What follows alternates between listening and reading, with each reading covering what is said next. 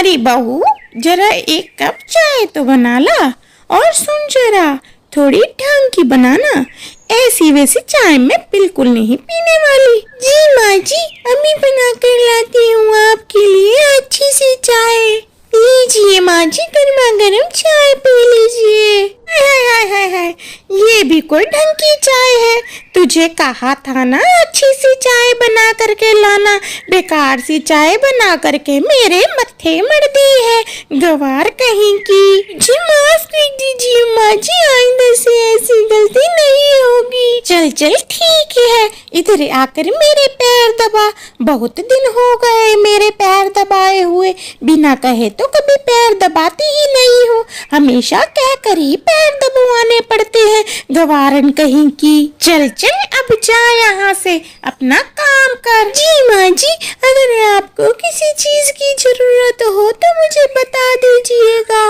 बड़ी देर हो गई कपड़े धोते धोते, अब मैं थक भी गई हूँ। उधर माँ जी का दोपहर का भोजन का समय हो गया है। ऐसा करती हूँ, मैं आधे कपड़े बाद में धो लूंगी, पहले मैं माँ जी को खाना ही बना करके दे देती हूँ। मेरे काम की वजह से माँ जी को तकलीफ नहीं होनी चाहिए। लीजिए माँ जी, मैं आपके लिए भोजन लेकर के आई हूँ। क्या बनाया है आज तुमने बहू? माँ जी, मैंने आलू गोभी की सब्जी बनाई है। क्या फिर से आलू गोभी? अभी कल तो बनाई थी तुमने आलू गोभी की सब्जी, अब आज फिर से बना दी है। अब ये सब्जी ले जा मेरे सामने से, और मेरे लिए कुछ और बना करके ले करके आ। गवार कहीं की, पता नहीं चलता क्या करना है और क्या नहीं करना। माँ जी, और सब्जी नहीं थी घर में, इसलिए मैंने फिर से कल वाली सब्जी बना दी। शाम को जब पिंकू जी घर आएंगे तो सब्जी लेकर ही आएंगे। मैंने उनको सुबह ही बोल दिया था सब्जी लाने के लिए। आप अब यही भोजन कर लीजिए, अगली बार मैं आपको तकलीफ नहीं होने दूंगी। अच्छा अच्छा ठीक है। कितना गंदा खाना बनाया है, किसी चीज का स्वाद नहीं आ रहा है इसमें। गवार कहीं की, कोई तो ढंग का काम सीख लेती। आ लेने दे तेरे पति को शाम को, अब तो उससे ही बात करूंगी। लो टूनी, मैं सब्जी लाया हूँ, तुम इसको फ्रिज में रख लो और मेरे लिए ठंडा पानी ले आओ, बाहर बड़ी गर्मी है। सुन बेटे, पानी तू बाद में पीना, पहले मेरी बात ध्यान से सुन ले। तेरी बीवी किसी कर्म की नहीं है, इसको कोई भी काम ढंग से नहीं आता। अगर ये पढ़ी लिखी होती तो ही सही था। अब तुझे दूसरी बहू लानी होगी। इस गवारन को मैं और नहीं रख सकती अपने घर में। मैं जा रही हूँ अपने मायके 4 दिन के लिए, और वहीं पर ही मैं तेरे लिए पढ़ी लिखी लड़की पसंद कर लूंगी, जो हमारा घर सही से संभाल सके। अरे अरे ननन जी, आप आ गई, बड़ी खुशी हुई आपको देख के। आइए बैठिए, मैं आपके लिए पानी लेकर के आती हूँ। भाभी साहब, बहू कहाँ है जो आप सब काम कर रही हैं?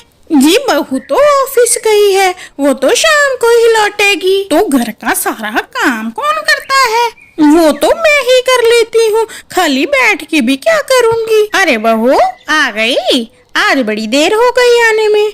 लो बहू पानी पी लो। माँ जी, थोड़ी अदरक डालकर चाय बना दीजिए, और मेरे कपड़े अभी धो दीजिएगा, मुझे कल सुबह किसी काम से बाहर जाना है। माँ जी, आज सारा दिन बहुत काम था, आज मैं बहुत ही ज्यादा थक गई हूँ। आप मेरे पैर दबा दीजिए, और माँ जी कल साथ के लिए लंच भी पैक कर दीजिएगा। कहीं दूर जाना है, हो सकता है मेरे दोस्त भी मेरे साथ जाएं, इसलिए उनका लंच भी साथ में पैक कर दीजिएगा।